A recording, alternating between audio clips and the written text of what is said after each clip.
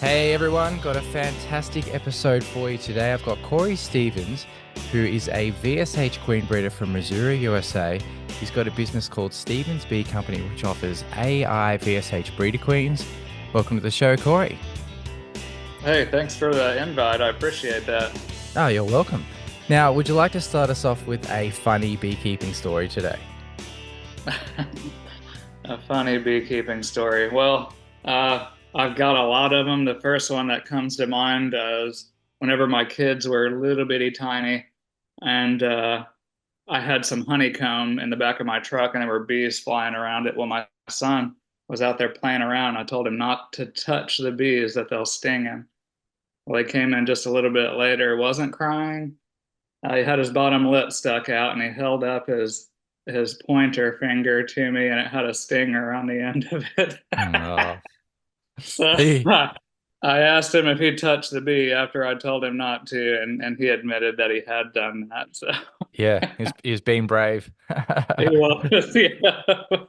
He's like me. He had to learn the hard way. Yeah. Oh no. Oh well, I suppose we'll start somewhere with the bee stings. Sure, we do. Okay, I've got a few questions to start us off with from the community. So first question's from Matt Crane.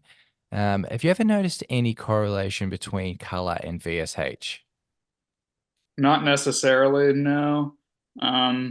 Whenever I first started using VSH, I was getting instrumentally inseminated breeder queens from Tom Glenn, and I was selling bees to new people that maybe weren't the best at finding queens, and so I ordered VSH Italian, which of course is a lot lighter colored bee, and I had some of the old Paul lines too, pollinator line hygienic Italians, and I believe they had also been VSH tested, and they were just docile bees, very Italian colored, yellow, orange, whatever you want to call it, and they were extremely mite and disease resistant. So I don't know that there's a real correlation between color, mainly just what they've actually been selected for.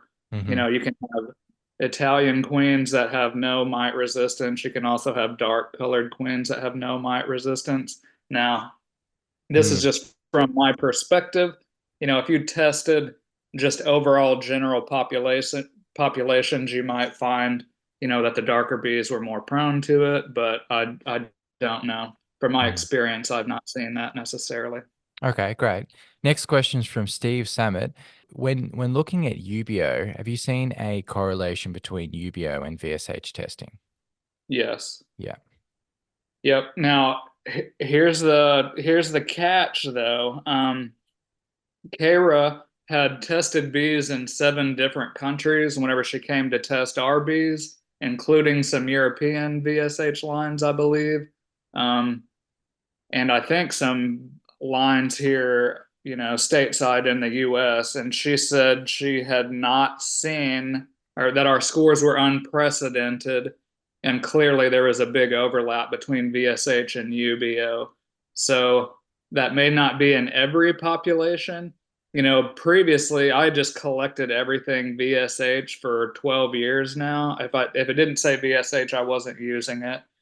And so, you know, just based off of that, Kara said, you know, given the data, clearly there's an overlap. But it also just leaves me with more questions because, you know, if you're testing VSH, if you're using a Harbo assay that basically measures SMR or measures the bee's ability to suppress mite reproduction, I think that you'll find bees that are high SMR, or some would say VSH, that are not high on UBeeO.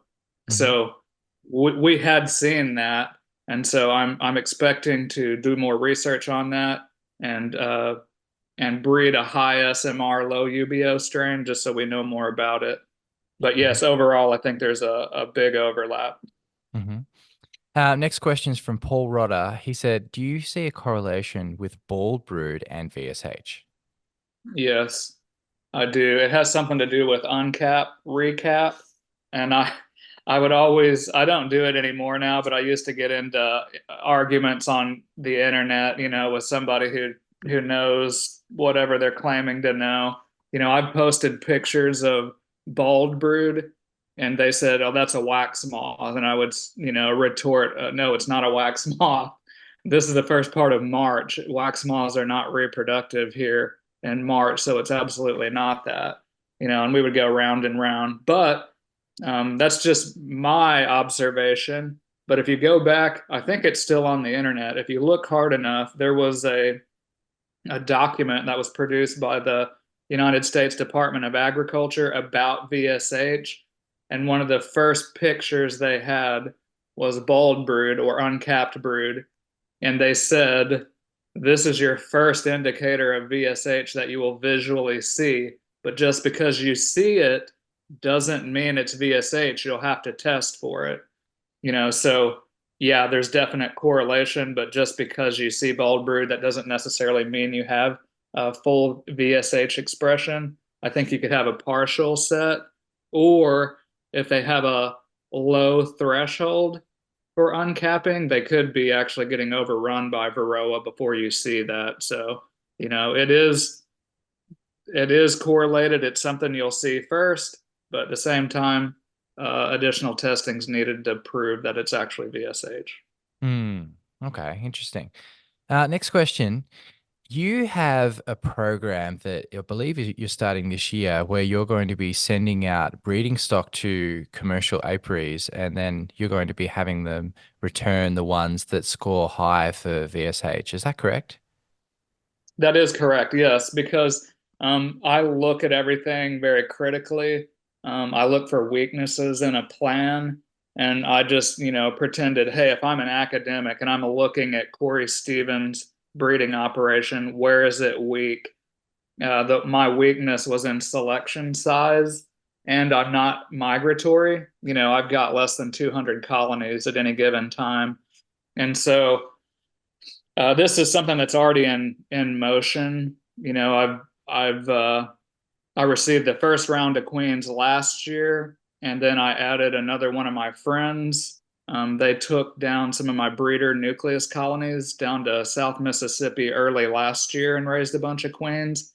And so we'll be going through and testing those, and those F1s that did really well, performed well in a commercial apiary, are actually productive. Because if it's not productive, I don't want it. The high scorers of those will be drone producers for my next generation of breeder queens. And then we just repeat that process. And I've Mm-hmm. got another friend. I actually just met him not too long ago at the North American Honeybee Expo. He's a large commercial producer, and it seems to me like I just actually spoke to him this morning. He called me. We're going to be adding him to that as well. So, instead of just having a couple hundred colonies that sit in my apiaries in southeast Missouri, we're going to be getting aggressive commercial selection on it and Mm-hmm. a much larger selection size. Mm-hmm. Okay, interesting. So just once again, the breeder queen won't be coming back. It'll be the F1s from that Correct. breeder queen. Okay, excellent. Yes. So Yep. how will they be scoring them? Well, they've already been through the ringer at first by being in a commercial environment where they're run all over the United States. They're doing pollination, they're doing honey production. Whenever they come back out of almonds in the springtime, before anybody splits any colonies, we UBeeO test them. Mm-hmm. So that's actually UBeeO is kind of the last hurdle. Like I said before, if it's not productive, I don't want it. They have to just be monster big colonies that are going to be productive and you can make a lot of splits with. Those are what we're selecting or what we're testing for UBeeO. We're not just testing everything that's alive. It has to be productive and as well. So we'll UBeeO test them. The high scorers will come back with me. And like I said, those will be drone producers, but no, they will keep the breeder queens. And I just want the old girls back. Mm-hmm. Interesting. So I suppose, and forgive me because I don't have Varroa, or at least not yet. Thank Um, God. Yeah, no, it'll be in a I few know. years I'll I have it. know. I Um, know. but would you say that the correlation between UBeeO and colonies that do well coming out of winter is pretty strong? Oh yeah, I would definitely say so. Now, I mean, here's the thing too. You have to think about this just, from a higher level perspective. Even if something is really mite resistant and really disease or viral resistant, it can still starve to death. It can still get rolled, queens can still get rolled by beekeepers. You've got beekeeper error. I mean, things can happen, but as far as does it increase the survivability? Yeah, definitely so. I could tell whenever because I've not treated for Varroa in 12 plus years, and I could tell that as my VSH scores increased, my mortality decreased, so I was losing less colonies. And one of my commercial guys, he's run my breeders, one of the ones that we were just talking about, he commented on a forum. I didn't pay him to say this, but he said, I've been running Cory's breeders for 3 years. He said, we make more honey. Now, whether he makes more honey because he has less dead bees, I don't know. I can't claim that they're more productive. I don't know. I don't have that data. But he said they have more colonies that make an 8 frame average to qualify for almond pollination. So he's getting bigger pollination checks. He's got bigger clusters coming out of winter. He said he treats less. He still treats because he's around a lot of other apiaries whenever he's being migratory. And he said he loses less bees over wintertime. So I think that's what beekeepers want to hear, as far as statistics, because that's money. If you're treating less, you've got less labor. If you're making more honey, obviously you're making more money. If you've got more colonies that qualify for almond pollination, you're making a lot more money. And if you're losing, less bees, you're also ahead because dead bees aren't worth much. Hmm. Oh, that's really And interesting. we're just getting started too, Brent. I mean, I've been at this for a while, but like Rome wasn't built in a day, as they said. Like I had to become a master queen rearer at first. That's priority number one. I had to really see the benefits of VSH in an operation that wasn't treated. So I had to know that there's really something there that's valuable. Then I learned instrumental insemination, which is completely insane. And most beekeepers won't use it, but it's like it was building blocks. I'm just now to the point that I was in John Harbo's breeding group. Before I was just hoarding VSH. I didn't know how to measure it. Once I was in John's group, he showed us the Harbo assay, simplified SMR assay. And so then I could actually see what was going on. Like prior to that, no one could really measure it in the private field. It was always in a lab setting, like at the USDA. So after that, it was game on because I could see who's weak and who's not. And I could just see what was going on, where before I felt like I had blinders on. And I'm just now to the point I've got 5 weeks left with my day job that I've been with for almost 15 years. And I'm going full time bee breeding and bee research this year. So I'm pretty stoked. Scared, but stoked. Oh, congratulations. That's Thank fantastic. you. Yeah. So when you send out the bees to these commercial breeders, will they be treating these bees? Because about, Most of them. it's the F1 generation, so I suppose the VSH traits will be diluted at that point. They'll be really high in the F1s, even if they open mated with non-VSHBs. But if you grafted out of those and you didn't keep selecting, Yeah. you could lose VSH. But you've got to think of it this way too. Because I'm using instrumental insemination and everything's tested, if they raise a thousand queens out of my breeder queens, all those thousand queens that are in colonies are producing 100% VSH drones Yeah. because I use instrumental insemination. So Yes. I think you can't overlook that as far as fixing it in the population. Yeah. And like I mentioned before, the one producer that's been with me the longest, he uh, has had them, this is like the fourth year. So he has definitely got that fixed in his population at that point. But yes, Yeah. that was very good to point out. Yeah. So is it once you're treating, if you've got a treatment regime, is it still easy to spot VSH without using UBeeO if you're treating for varroa? I think so, yes. Just because, if you're in, I don't know if you see chalk brood or anything where you're at, but you Hmm. will not see a single cell of chalk brood in these bees. You're not Yes. going to see American foul brood. They're just cleaner. They Yeah. keep, and that's the thing too, is they keep lower deform wing virus levels as well. I had seen that time and time again. If I saw deform wing virus in a colony, if I replaced that queen with a VSH F1 and I didn't treat them even after that brood nest turned over, there was zero bees in there with deformed wing virus. And Kara's data with UBeeO backs that up as well of what I had seen in the field for years. So that's another thing is most of these guys still treat Brent. Like I don't ask them to just go cold turkey. This is their livelihood at stake. Hmm. I ask them to manage them just like they would normally manage them. And once they see that they're keeping lower mite loads, you can back off on treatments if you see fit or if you're getting a lot lower loads. But no, I don't ask them to not treat.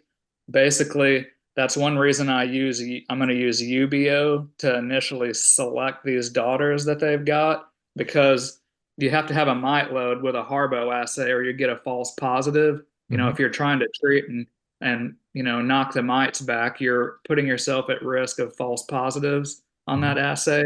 So initially I use UBeeO. Those queens that they give me, they come to my place. They don't get any miticides. And then they've got all season to build a mite load. And then I'll do Harbo, like we'll do UBeeO in the spring, and then we'll go back with an SMR assay and actually measure VSH late season. For us, it would probably be the first week of September or so. And then I know who's who, and I can catch drones out of those colonies for instrumental insemination. Mm, okay. And so when they're sending back the F1s, you're only really looking for two traits, which is ability to repress mites and how much honey they're producing. Yeah, but I don't have honey data per se. It's just whenever you open these colonies up in the springtime, they're large. Because here's the way I look at it, and you can ask most beekeepers that'll say this. Which colonies are going to make you the most honey? Is it large colonies or is it small colonies? Well, it's just like a factory. If you have more workers, you can put up more honey. Yeah, they're going to eat a little bit more, but they can capture that flow way better. So Hmm. I may add that because I've had a day job for so long. This is my obsession, but I've had that, I've got kids too. I've got stuff that keeps getting in my way of my beekeeping here. So now that that's behind me, so to speak, or at least to some degree, I'll be able to capture more data, but I'm not basing it off of honey yield per se, just off of the ability of them to come out of spring big and productive, where you can make a bunch of splits if you need to. And but at the same time, there's always a trade-off with everything. I don't Hmm. want colonies that'll just eat themselves out of house and home, which some Italians will do. Mine, I say they're Italian-ish because if the nectar and pollen shuts off, they shut off. But Hmm. overall, they're keeping bigger brood nests. So I'm going to start working on a dark VSH line, but I'm literally just starting this year and working with Troy Hall. He's a commercial operator way farther north than I am. I've got one of his breeder queens and a couple of his F1s. And so anyway, that's another project because I think most breeders in the past want to have a light and a dark line because that's what the cool breeders do. Hmm. And so I definitely want to be a cool kid. Yeah, and it's really interesting. I'm not sure if you're mates with Adam Finkelstein, and he's a Mhm. VSH breeder, and he was telling me that he basically doesn't really care about Italian, Caucasian, or colors or anything. He just focuses on the VSH. Yep. And that's the way John Harbo has been too. He's the godfather of VSH, the one that discovered it at the USDA bee lab. He's a retired bee scientist. And if you Hmm. get breeders from him, if you're lucky enough, he'll say the same thing. I don't select for color, I select for VSH. Hmm. Mm. All right. Well, I think that's a really great point to finish on there, Corey. Thanks a lot for being on the show today. I'm glad to be here. And I really It does me a lot of good to hear people's interest, especially in Australia, where you're going to have issues Hmm. probably at some point with Varroa. And I like to hear that you guys are thinking about this and getting ahead because miticides, I'm an entomologist too. Miticides are an important part of IPM, but Hmm. most people glaze over host resistance. And that's the foundation of a good IPM program. So kudos. Glad to hear you're interested in it.